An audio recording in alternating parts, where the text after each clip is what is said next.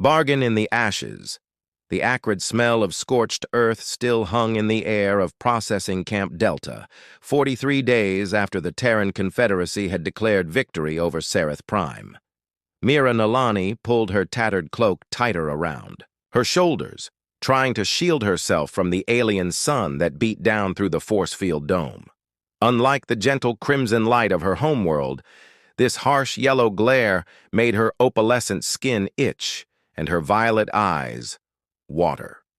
She clutched the small medical scanner in her palm, watching the flickering readings with mounting dread.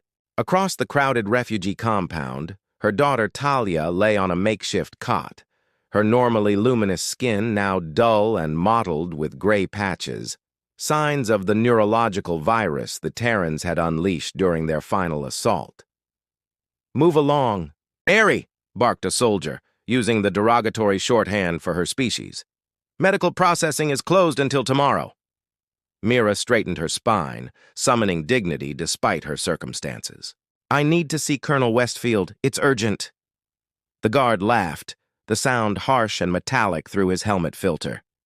"The Colonel doesn't take appointments with your kind. Tell him it's about the Cascade Protocol. He'll understand." The soldier's posture changed subtly. Without another word, he activated his comm unit and spoke quietly. After a moment, he jerked his head toward the Central Command building. 10 minutes. That's all you get."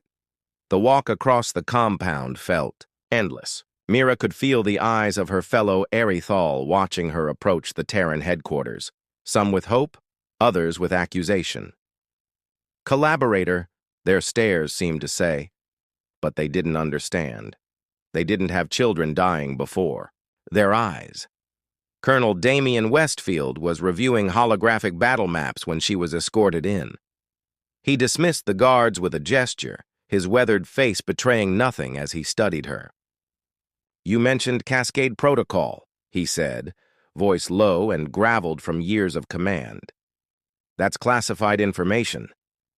"My husband was Professor Jarrell Nalani of the Sereth Science Academy," Mira replied, her melodic voice steady despite her fear. "Before you killed him, he was researching the bioweapon you deployed against our people." Westfield's gray eyes narrowed. "Your husband was developing countermeasures to our technology. That made him a legitimate target. And my 6-year-old daughter? Is she a legitimate target too?" Mira's voice finally broke, the faint bioluminescent patterns beneath her skin flaring with emotion. "She's dying from your virus. I know the Terran Confederacy has the antidote. The antidote is reserved for our personnel who were accidentally exposed," Westfield said, though something flickered in his expression. Discomfort, perhaps even guilt. Mira stepped forward, dropping to her knees before him, not in submission, but in terrible resolve. "I worked alongside my husband. I know your language, your customs, your military protocols. I can serve as your interpreter, your cultural liaison. I can help you understand our people." "Why would I trust you?" Westfield asked, though his tone had softened almost imperceptibly. "Because I have nothing left to lose except my daughter." Mira looked up, violet eyes gleaming with unshed tears. "I'll serve your military. I'll help you control my people. Just don't let my child die." Westfield stood silently, studying her for a long moment. Finally, he activated his datapad, bringing up a personnel file. "Mira Nalani, former cultural anthropologist at Sereth Academy, widowed during Operation Daybreak." He paused. "Your empathic abilities would be useful to our interrogation units." "I won't torture my own people," she said firmly. "Cultural liaison, then. You'll help us understand local customs, prevent unnecessary conflicts." His eyes met hers. "Your daughter gets treatment as long as you remain valuable to the Terran Confederacy." Mira closed her eyes briefly. Her people would call her traitor, but they hadn't heard Talia's whimpers of pain through the night. "I accept your terms, Colonel." Then we have a bargain, Professor Nalani. Westfield's face remained impassive, but for just a moment Mira's natural empathic senses detected something unexpected radiating from him. Shame. Among the conquerors, 2 weeks into her service, Mira sat rigidly in the Terran command center, her translator implant humming softly behind her ear. The surgical scar still itched, a constant reminder of her bargain. Her traditional erythal robes had been replaced with a Terran military advisor uniform, charcoal gray with blue piping that marked her as a non-combatant specialist. "Tell me what he's saying," Lieutenant Sorensen demanded, gesturing to the holographic display where an elderly erythal male spoke rapidly in their native tongue. "Elder Taval is explaining that the Western Temple complex isn't a weapons cache," Mira translated, keeping her voice neutral. "It's a sacred healing site. The energy signatures your scanners detect are from crystalline formations used in our healing rituals." "Bullshit," Sorensen spat. "Intelligence says the Resistance is using religious sites to hide armaments." Mira felt a familiar twist of frustration. "The Resistance wouldn't desecrate healing grounds. Our culture forbids." "Your culture lost." "The war," Sorensen cut her off coldly. From the doorway came the sound of a throat clearing. Colonel Westfield stood there, his expression unreadable. "Lieutenant, I need Advisor Nalani for a briefing now." Relief washed through Mira as she followed Westfield down the corridor. These past weeks, she'd discovered the colonel was the closest thing to a shield she had among the Terrans. "How is your daughter?" he asked once they were alone in his office. "The treatments are working.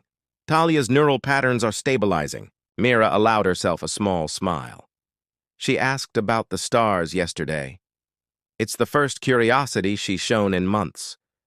Westfield nodded, something softening in his steel-gray eyes. "Good. That's good." He gestured for her to sit, then activated privacy protocols on his office door. "I need your insight on something troubling," he said, sliding a datapad across his desk. "Operation Harvest Moon. It's scheduled to begin next week in the Northern Territories." Mira scanned the document, her luminescent markings flaring with alarm. This is a systematic extraction of all crystalline deposits in the Northern Temple network." She looked up sharply. "Those formations are symbiotic with my people. They're partly living entities. Removing them would devastate not just our cultural heritage, but the ecological balance of the entire region." "That's not in any of our scientific assessments," Westfield said carefully. "Because your scientists don't understand what they're studying," Mira replied, leaning forward. "Colonel, these crystals regulate the psychic energies of my people. Without them, the telepathic backlash could kill thousands of erythal. It would be genocide, whether intended or not." Something shifted in Westfield's expression, concern, perhaps even alarm. "The Confederacy wants those crystals for weapons research. Your people's resistance fighters have demonstrated unusual abilities that our military command wants to replicate." "You can't weaponize our connection to the crystals," Mira said, horrified. "It's a symbiotic relationship cultivated over thousands of years." Their conversation was interrupted by a sharp knock. The door slid open to reveal General Thaddeus Vance, the overall commander of the occupation forces. His cold eyes swept over Mira with undisguised contempt. "Colonel Westfield, I wasn't aware you were conducting a strategic briefing with, local assets." "General Vance," Westfield stood, his posture stiffening. "Advisor Nalani was providing cultural context for our northern operations." "How convenient," Vance's thin lips curled. "The very region where her people's resistance is strongest." He turned to Mira. "Tell me, Advisor, have you shared with Colonel Westfield that your cousin Jareth leads the insurgency in the Voshal Mountains?" Ice formed in Mira's stomach. She kept her face carefully blank. "My cousin died during the initial bombardment, General." "Interesting. Then the man using his identity codes to coordinate attacks on our supply convoys must be a ghost." Vance smiled thinly. Or perhaps our tame Erithal isn't as cooperative as she appears.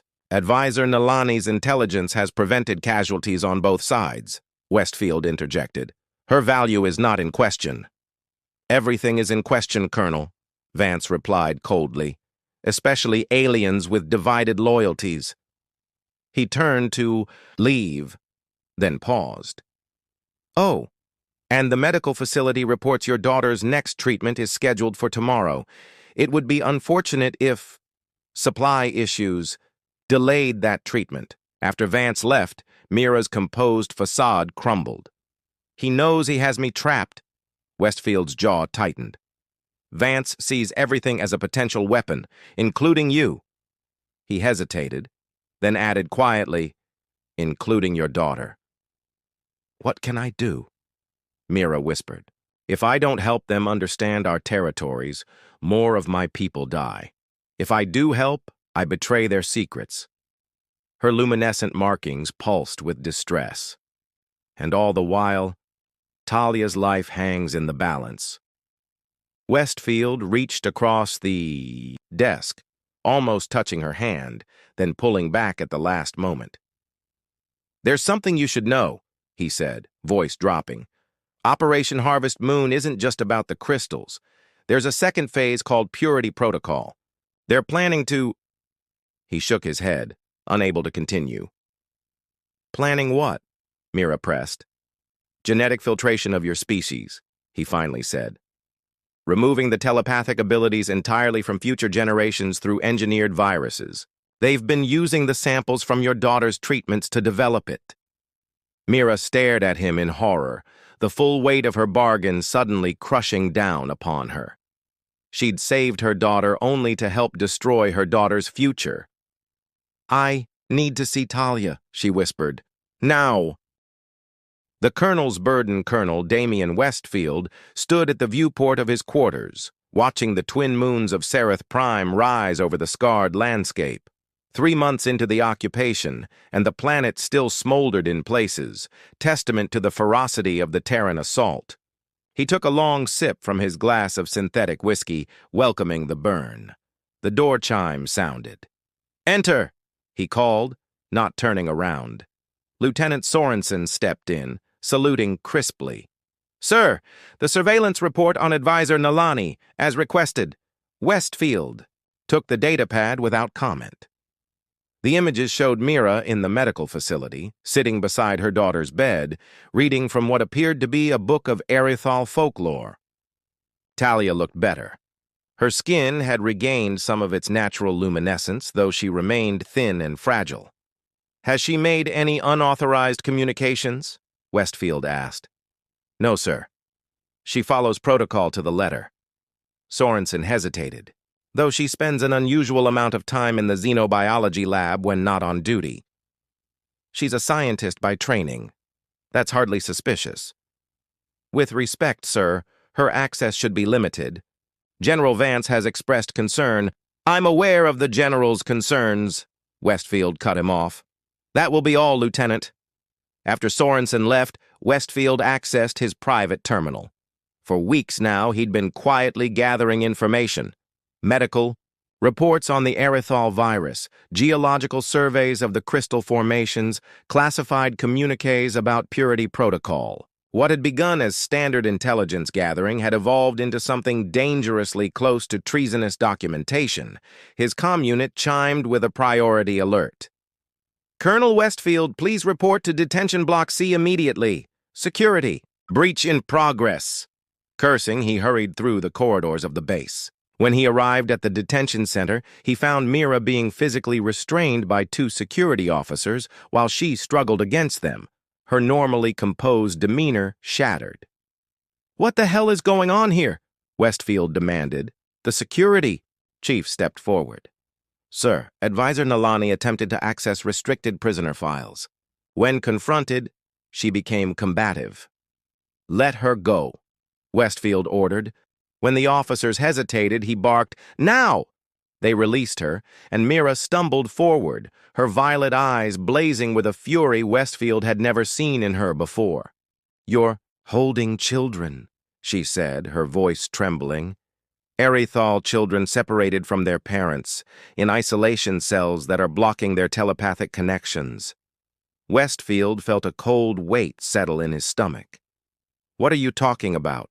I overheard technicians in the lab, Mira said. They're studying how Erythal children develop telepathic abilities by deliberately isolating them from the communal bond. Do you know what that does to our young? It's torture, Damien. It's like sensory deprivation and solitary confinement combined. It was the first time she had used his given name. The familiarity struck him as much as the accusation. Take Advisor Nalani to my office, he told the security officers. I'll handle this personally. 20 minutes later, after reviewing the classified files Mira had been trying to access, Westfield entered his office. She stood by the window, her back to him, posture rigid with controlled rage. You knew, she said without turning. You knew, and you said nothing. I didn't know about the children, he admitted quietly. That project is under General Vance's direct authority. Does that absolve you? She turned, her bioluminescent markings pulsing with emotion. You're second in command of this entire occupation. Your ignorance is either willful or negligent. Westfield didn't respond immediately. Instead, he activated the privacy shields on his office and disabled the surveillance devices, a breach of protocol that could end his career. Or worse. 16 children, ages 4 to 11, he finally said. Held in the sub-basement laboratory complex, officially classified as developmental research subjects. He met her gaze steadily. I'm going to shut it down. Mira's expression shifted from anger to disbelief. How? General Vance will be occupied with a security crisis at the northern perimeter, Westfield interrupted. A false alarm that will require his personal attention for approximately 3 hours. Understanding dawned in her eyes. Why would you risk this? Westfield moved to his desk, unlocking a hidden compartment. To retrieve a small data crystal. Because I've seen too many wars end like this, with the victors becoming something worse than what we fought against. He held out the crystal. This contains transport codes and security clearances. The children will be moved to medical transport B-17, officially for advanced testing at the orbital station. But they won't reach the station, Mira guessed. No. The transport will experience navigation failure and reroute to Settlement Outpost 12. There's a small Erythal community there that's been cooperative enough to avoid military attention. Mira studied him, her natural empathic abilities sensing the turmoil beneath his controlled exterior. This isn't just about the children, is it? Westfield hesitated, then pulled up a classified file on his terminal. Operation Purity begins. Full deployment in 2 weeks. The Terran Confederacy isn't just planning to occupy Sereth Prime. They're planning to fundamentally alter your species. The crystal harvesting, the virus research, the child subjects. It's all part of a larger eugenics program. And Talia? Mira asked, her voice barely audible. The treatments she's receiving are genuine, Westfield assured her, but they're also providing valuable data for the program. He looked away. I'm sorry, Mira. I didn't see the full picture until recently. She was silent for a long moment. Why are you telling me this? Why help us now? Because I've executed too many orders without questioning them. He moved to stand before her. My first combat deployment was putting down the Martian colony rebellion. We were told they were dangerous separatists. They were farmers who wanted fair water rights. A bitter smile crossed his face. 20 years in the service, and all I've done is help powerful people become more powerful. I thought this war was different, that the Erythal posed a genuine threat to Earth. And now? Now I know we're the threat. He gestured to the data crystal. I can help the children, but Purity Protocol is too entrenched. Vance has support, from the highest levels of the Confederacy. They're calling it humanitarian genetic stabilization, but it's extinction by another name. Mira took the crystal, her fingers briefly touching his. The contact sent a jolt through Westfield, a flash of emotion not his own. Grief, determination, and something unexpected. Hope. "If I do this," she said carefully, "if I help save these children, what happens to Talia?" The question Westfield had been dreading. "I've arranged for 3 months' worth of treatment supplies to be included on the transport. After that..." He couldn't finish the sentence. "After that, her fate is tied to our people's," Mira completed softly. "As it should be." She closed her hand around the crystal, determination hardening her features. "Tell me what I need to do, Colonel." For the first time in years, Damian Westfield felt the weight of his conscience lightening, even as the burden of treachery settled upon his shoulders. Whispers of rebellion. The underground cavern hummed with the gentle resonance of crystal formations, their blue-violet light casting ethereal shadows across the assembled erythal. Mira stood before them, no longer wearing her Terran uniform, but dressed in traditional robes, the silver patterns along the fabric enhancing her natural bioluminescence. "The 16 children have been safely integrated into the northern settlements," she reported to the circle of resistance leaders. "Their telepathic abilities are recovering, though the youngest will need specialized healing." Jareth Nalani, her cousin and the Resistance's commander, nodded gravely. His once handsome face was now scarred from a Terran energy weapon, the Ah. Luminescent patterns on the left side permanently darkened. "And what of this Terran colonel who helped you? Can we trust his information?" Mira hesitated. 6 weeks had passed since the night she'd smuggled the children out on the medical transport. 6 weeks since she'd last seen Talia, now hidden among the refugee children in Outpost 12. 6 weeks since she'd begun her dangerous double life, Terran advisor by day, resistance informant by night. "Colonel Westfield's intelligence has proven accurate so far," she said carefully. "The crystal harvesting operation in the Western temples proceeded exactly as he warned, and the laboratory data he provided confirmed the Purity Protocol timeline." "A timeline that gives us less than 8 days to act," said Praxis, an older erythal who had once been the planet's leading geneticist.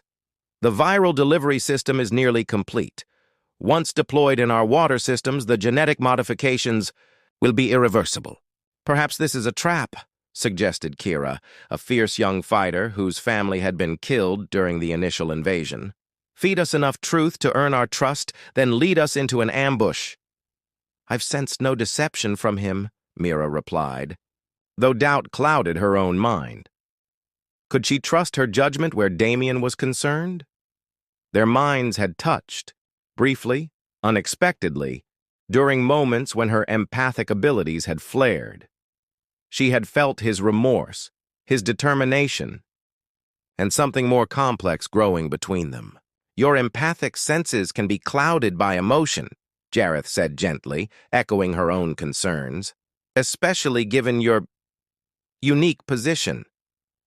An uncomfortable silence fell over the gathering. Though none spoke it aloud, Mira knew what many thought, that she had compromised herself by working so closely with the enemy, that her judgment might be impaired by Stockholm Syndrome or worse.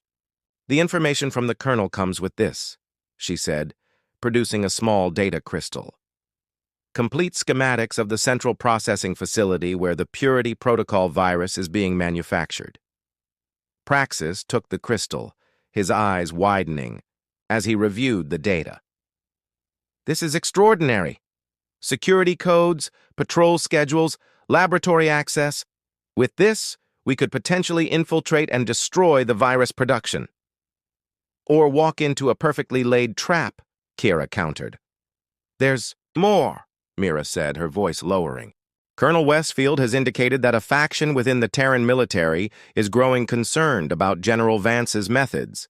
They believe the general has exceeded his mandate and that Purity Protocol constitutes a war crime." Hope flickered, across several faces, but Jareth remained skeptical. Even if true, military disagreements don't necessarily help us. It might, Mira insisted. Westfield believes if we can expose Vance's plans to certain Terran officials, provide evidence of the protocol's true nature, the operation could be halted from within. So our salvation lies in Terran politics? Kira scoffed. While we wait for bureaucrats to debate our fate, the virus will already be dispersing through our children's bodies. What do you suggest then? Asked Praxis. A direct assault, Kira replied without hesitation. We've been gathering weapons, building our forces. With these schematics, we can target the facility's weakest points. An attack would cost hundreds of lives on both sides, Mira objected. And Purity Protocol will cost millions over generations, Kira countered. Our very identity as a species will be erased. The debate continued into the night, growing more heated as strategies were proposed and rejected. Throughout it all, Mira felt increasingly torn. Her duty to her people demanded she support their right to fight, yet she couldn't silence the voice that sought another way, a voice that sounded increasingly like Damien's. As the council finally dispersed, Jareth pulled Mira aside. "Walk with me," he said, leading her deeper into the crystal caverns where their conversation would be private. "You've changed, cousin," he said gently. "The Mira I knew before the war would have been the first to advocate for direct action against our oppressors. That Mira hadn't watched her husband die," she replied quietly. "Hadn't held her daughter through countless nights of pain. Hadn't seen the cost of war from both sides." Jareth's expression softened. "How is Talia?" "Recovering. The treatments Westfield provided are working." She touched a small pendant at her throat, a secure communication device disguised as jewelry. "She asks about when she can come home." "And what do you tell her?" Mira closed her eyes briefly. "That home isn't a place anymore. It's wherever our people can be free." Jareth studied her for a long moment. "You haven't told us everything. About your Terran colonel, have you?" The question struck uncomfortably close to the truth. "He's not my colonel," she deflected. "Isn't he?" Jareth's damaged face couldn't form a full smile, but his eyes conveyed understanding. "Your empathic bond with him, it's grown stronger, hasn't it?" Mira didn't answer immediately. The connection that had formed between her and Damien had been unexpected, a side effect of prolonged proximity to a mind that, against all expectations, resonated with her own. During their most recent clandestine meeting, when he'd passed her the facility schematics, their fingers had touched, and the empathic connection had flared so intensely that she'd glimpsed fragments of his memories, felt echoes of emotions, not her own. "He's a good man caught in an impossible situation," she finally said. "As are we all," Jareth replied, "but good intentions mean nothing if Purity Protocol succeeds." He placed a hand on her shoulder. "The Council is divided, but they respect your insight. Your voice could unite them behind a single plan. And if I can't choose between plans, then you must create a third option." Jareth's expression grew solemn. "We attack in 3 days, Mira, with or without unanimous agreement. If your colonel truly means to help us, now is the time." Later that night, as Mira prepared to return to the Terran base, she activated the secure communication device Damien had given her. His response was immediate, his voice tense. "You need to abort your return. Vance knows something's happening. Security protocols have been tightened and there are questions about your whereabouts." Cold fear gripped her. "The children are safe," he assured her. "But you can't come back here. Vance has ordered your arrest on suspicion of espionage." Mira closed her eyes, absorbing this new reality. "Then our time for half measures is over," she said. "The Resistance plans to attack the facility in 3 days." Silence stretched between them. Then, "That would be a massacre, Mira. Vance has tripled the security forces." "What choice do we have? Every day brings Purity Protocol closer to deployment." Another long pause. When Damien spoke again, his voice had changed, become resolute, certain. "There is another way, but it will cost me everything." "What are you planning?" she asked, alarmed by his tone. "Something I should have done from the beginning," he replied cryptically. "Be ready to move your people when the signal comes. And, Mira, tell Talia her father would be proud of her mother." The communication cut off abruptly, leaving Mira staring at the silent device, her heart racing with both fear and a strange, terrible hope. Crossroads of empathy dawn broke over the Terran compound as Colonel Westfield strode through the command center, the classified data chip hidden in his collar. In the secure communications room, General Vance waited with holographic projections. Of Confederate High Command, Admiral Reeves, General Santos, and Director Phillips. "Operation Purity deployment in 48 hours, Vance reported proudly. "Crystal harvesting complete, indigenous casualties within acceptable parameters." "That's not accurate," Westfield interrupted. All eyes turned to him as he straightened. "Operation Purity violates 17 sections of the Interstellar Convention on Sentient Rights." Vance's face flushed with rage. "This is treasonous insubordination." "I'm fulfilling my duty," Westfield replied calmly, transmitting his evidence. "These documents prove Purity Protocol isn't security, it's genocide. The Aerithal telepathic abilities are natural evolutionary traits, not weapons." Admiral Reeves frowned at the data. "These experiments on children, this is verified?" "Personally verified," Westfield confirmed. "As our projections showing Purity Protocol would cause catastrophic neurological damage across their population." Vance sneered. "He's been compromised by the female Aerithal advisor." After conferring, Admiral Reeves announced, "General Vance, you're relieved pending investigation. Colonel Westfield assumed temporary command. Operation Purity is suspended immediately." Vance lunged suddenly, drawing his weapon. "You're all being manipulated by their mind tricks." Westfield moved instinctively, throwing himself between Vance and the security team. The energy blast caught him in the chest. As chaos erupted, his final conscious act was activating the signal. "Promise to Mira." "He's regaining consciousness," a soft voice said. Westfield opened his eyes in an Aerithal healing chamber, crystal formations glowing softly around him. "Welcome back," said Praxis, adjusting a medical device. "You've been unconscious for 3 days. Mira?" he asked hoarsely. "I'm here," she replied, taking his hand. "Your signal reached us.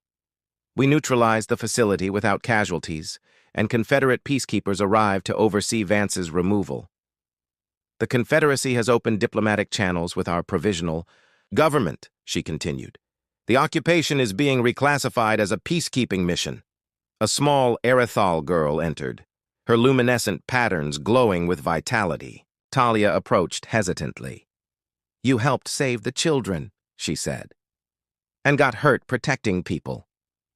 "Talia has been asking to meet you," Mira explained softly. The girl reached out. "May I? Mother says I should always ask first with humans." Westfield nodded. When Talia touched his hand, he felt the gentlest whisper at the edges of his consciousness, a simple greeting between minds. "You feel sad and happy at the same time," she observed. "Is that normal for humans?" Despite everything, Westfield smiled. "More normal than we like to admit." After Talia left with Praxis, Mira sat beside him. "The Confederacy offered you a choice. Return to Earth with honorable discharge, or remain here as military liaison." "And if I stayed?" he asked quietly. "You would face challenges from both sides," she admitted. "But you wouldn't face them alone." Their fingers intertwined, minds gently touching, not merging, but finding harmony. "When I came to this world," he said, "I never expected to find redemption." Outside, they heard the sounds of reconstruction. Erithal and humans working to rebuild what war had broken. Mira leaned forward, resting her forehead against his in the traditional Erithal gesture. "What happens now, Colonel Westfield?" For the first time in years, Damien felt the certainty of a choice freely made. "Now," he said, "we build something new." In the glow of healing crystals, a soldier who had lost his way and a mother who had risked everything found themselves at the crossroads of two worlds, and chose to walk forward together.